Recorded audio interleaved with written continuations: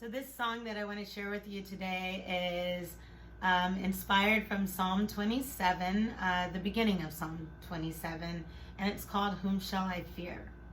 And I just want to encourage you that no matter what is going on in your life, there is nothing worth fearing. Only God alone should we fear. And if we have a healthy fear of the Lord, then we shouldn't fear anything else. And when He has called you out on the waters, unknown territory, and it's Him, just go for it, because He will see you through. He will not start leading you and then leave you. God doesn't do that. We as humans, we're fickle, but God is not fickle. And so if God Himself has set something in motion for you, has set a trajectory before you, have confidence in Him, fix your eyes on Him, and put one foot in front of the other and follow Him. And despite the voices around you, whether it be your friends, your loved ones, or your enemies, know that God is the one and only true authority in your life. Yes, He gives people authority from time to time to speak into your life, but He is the only one who has the authority. He is the sovereign King. And so I know that we all mean well when we speak into others' lives. We don't mean to harm most of the times. But at the same time, we're not perfect. We're so human. We're so flawed. We're all sinners. And a lot of times, because of our own personal fears, we can speak our own fears into someone else's life, and same goes for our friends and our family and our loved ones. They will do the same. Sometimes they speak things into our life that are not for us, that are just from their own fears. And we can be gracious and, hear them out, but we can also know that God and God alone is the one that has the ultimate say in our lives. And so if you're confused about whether or not you've heard from God, whether or not that was truly Him, then pray. Keep asking Him. Ask Him for confirmation.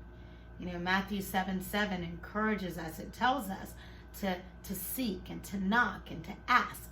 We have to. And God is faithful to answer us. He may not answer with an audible voice, but He answers us. And you see it in all kinds of things around us. He may line certain things up in a certain way, or all of a sudden you get that phone call that's so out of the blue, or a thought that just creeps up on you, and then you just know that you've got to pay attention to it. Maybe He puts someone on your mind that you haven't crossed paths with in forever, and then all of a sudden you reach out to them and He reveals why. Whatever those things are, listen to Him and learn to hear His voice. Fasting is another great way to be more in tune with what He's saying. And I encourage you to get alone with God daily, multiple times within a day. Just shut off the distractions and invite Him in, and just have that sweet time with Him. Because the more and more that you do that, the more you're going to hear from Him, and the more your confidence is going to grow in Him. And so as the noise and the chaos increases around us, we are less likely to be shaken and thrown off course or distracted, because we are being intentional with our time with God. The enemy does not want that. The enemy will do anything and everything possible to keep us distracted and to shut us down and to paralyze us with fear. But like I said, if we have a healthy fear of the Lord, we need not fear anything else because he's got us. He's our Abba Father. So I'm going to share this song with you. Again, it's called Whom Shall I Fear?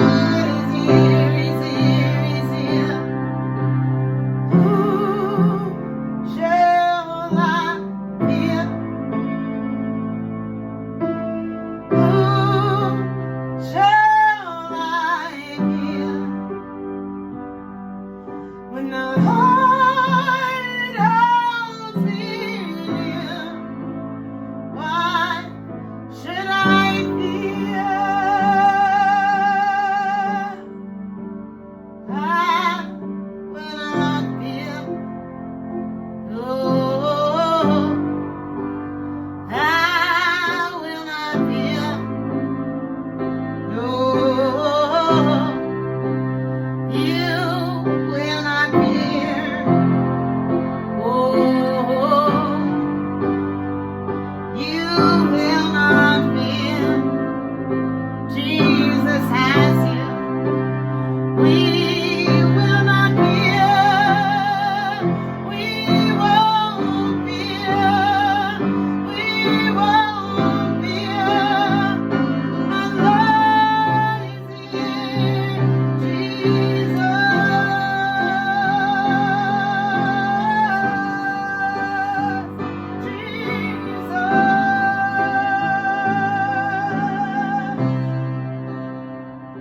Oh, you protect us. Oh, you fight for us. You go before us and close up behind us. You are here, Lord. You are there, Lord. You are near, Lord. So we won't fear.